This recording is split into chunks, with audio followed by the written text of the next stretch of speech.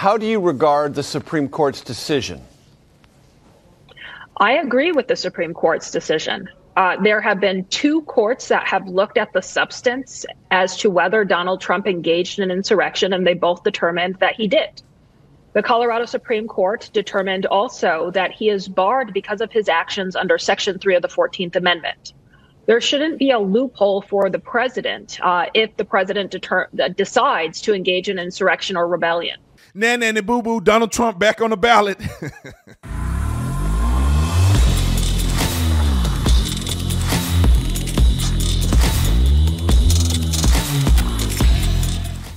Ladies and gentlemen, this video is brought to you by the Officer Tatum Store. The Officer Tatum Store. Make sure you get the merch link in the description section. 30% off. Get you one of these Trump 2.0 gangster shirts.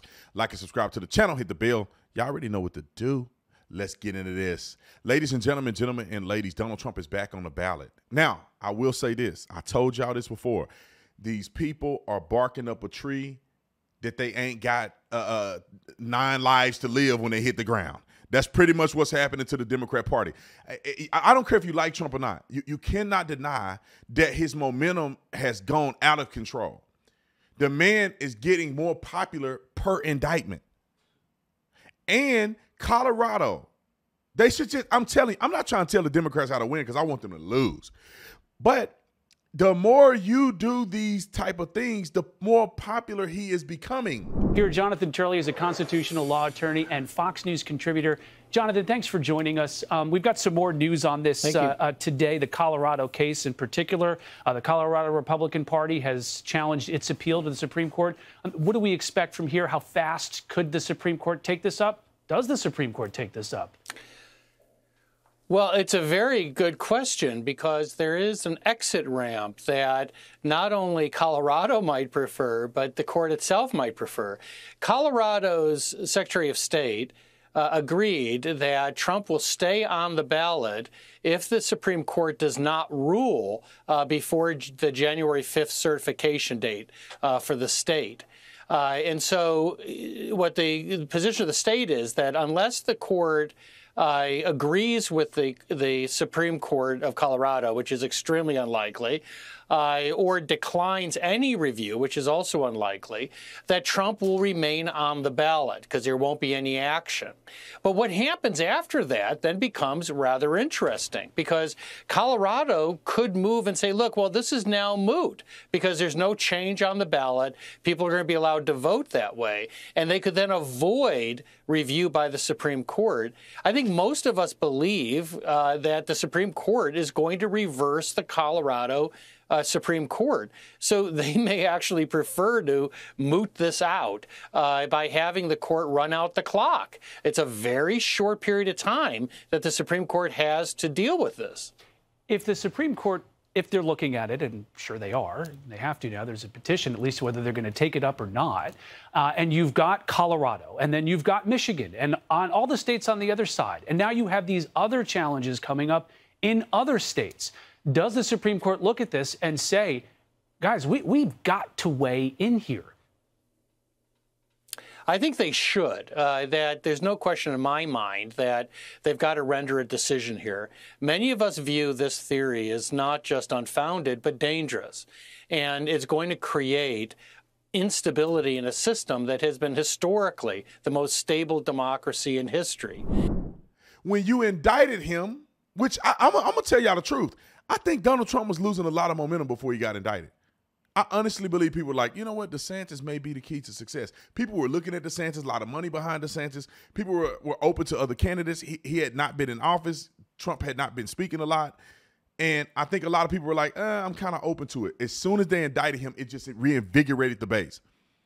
People were some people in the base were dormant, including myself. I was like, you know, maybe is DeSantis a better? They indicted him. It was over. It was like, no, screw these people. And then I felt like he was dwindling a little bit because he said a couple things, turned a couple people off. You know, Vivek Ramaswamy seemed to be surging in the polls. There were other people that were doing, I think, an incredible job getting some attention there. Some people are in the middle that are sick of Trump. Whether you like him or not, whether they don't care. They just hate him. But then what do? Colorado takes him off the ballot. It just, people are like, oh, heck no. He's a martyr. He's becoming a bigger martyr. And then I said this a long time ago. If the man don't go to jail, meaning that none of these charges that they brought against him in the federal court and in the state courts, civil courts, if none of them stick, he gonna go. His approval rate gonna be at 80% amongst America. And I said the same thing with this ballot issue. If they take him off the ballot and it's not legitimate, he's just gonna become even bigger, because it appears to the world that this is a complete witch hunt. And so what did they do? Colorado Supreme Court decided they're going to take Trump off the ballot, which he probably wasn't going to win Colorado anyway. But they want to flex their political muscle, and then the GOP challenged or appealed the decision, gets Trump back on the ballot. And based on the things that I've looked at, and of course I'm not as seasoned in this, I may need to have somebody who's an expert come on and talk, but unless the Supreme Court takes the case and affirms what the Supreme Court of Colorado has affirmed or has decided, Donald Trump stays on the ballot.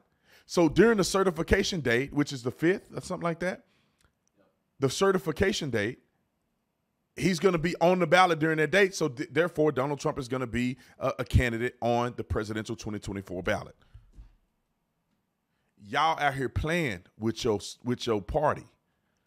And I'm all for it. I hope you keep playing, because Donald Trump needs to win.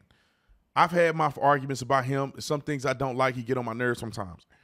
But overall, we need somebody strong in the White House. We need somebody that's going to stand up for foreign policy. We need somebody that loves America, that want to return America back to some sanity, because these leftists are going out of control.